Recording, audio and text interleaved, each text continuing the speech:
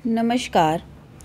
आज मैं आप सभी को 3 गुणों के बारे में बताने जा रही हूँ, जो कि हैं सतोगुण, रजोगुण और तमोगुण। कहते हैं मानव बुद्धिमान है और वह पशुओं से भी ज़्यादा बुद्धिमान है।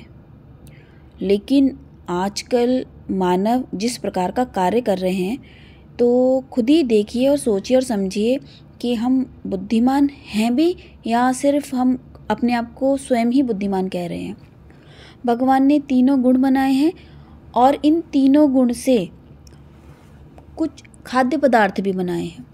ठीक है, तो पशु तो वही खाद्य पदार्थ खा रहे हैं जो कि भगवान ने उनके लिए तय किए गए हैं भगवान द्वारा, कि वो वही खाएंगे। हिरन घास खाएगा, है ना, और शेर है वो मांस खाएगा, है ना, वो वही कर रहा है। और इंसान के लिए, हम मानव के लिए भगवान ने तय किया गया है कि हम लोग सात्विक खाना खाएंगे। लेकिन मानव क्या कर रहे हैं? वो कुछ भी खा रहे हैं, किसी भी प्रकार का खाना खा रहे हैं।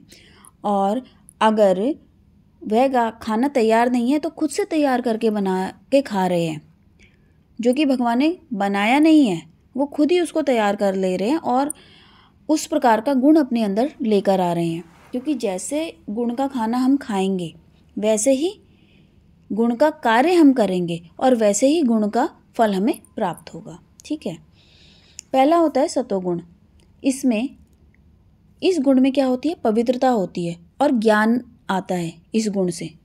ठीक है, और जिस भी व्यक्ति में गुण होगा वो अच्छे काम करेगा और विश्व का कल्याण करेगा।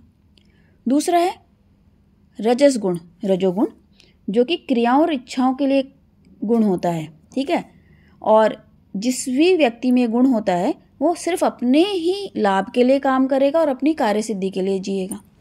तीसरा है तमस गुण, जिसे तमोगुण भी कहते हैं। ये अज्ञानता होती है इसमें और निष्क्रियता होती है। तमस गुण वाला व्यक्ति दूसरों को हानि पहुंचाएगा और स्वयं का स्वार्थ सिद्ध करेगा। ठीक है, 3 गुण हो गए जिस इंसान में होते हैं। अब ये भोजन में भी गुण होते हैं। अब हम कैसा भोजन कर रहे हैं देखिए, क्योंकि जैसा भोजन हम करेंगे वैसा हमारा मन बनेगा। जैसा हमारा मन होगा वैसा हमारा तन होगा, जैसा हमारा तन होगा वैसा हमारा कार्य होगा, वैसा फल हमें प्राप्त होगा। तो सात्विक भोजन में क्या आता है? जो कि तन और मन दोनों को शुद्ध करता है। ये मतलब तन को शक्तिवर्धक रखता है, स्वस्थ रखता है और प्रसन्न रखता है। तो हमारे लिए क्या भोजन है?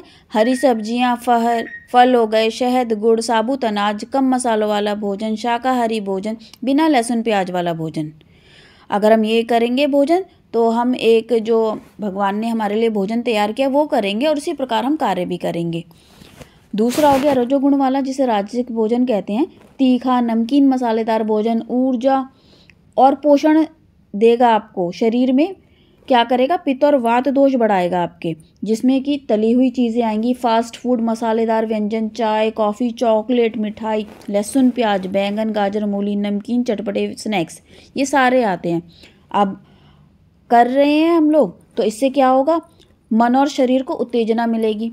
ठीक है, अस्थायी आनंद प्राप्त होता है थोड़ी देर के लिए, लेकिन क्या बढ़ाएगा शरीर में? पित्त और वात दोष को बढ़ाएगा, इंद्रियों को उत्तेजित करेगा और इच्छाओं को बढ़ाएगा हमारी। ठीक है, और तीसरा तामसिक भोजन, जो शरीर में सुस्ती को लाएगा।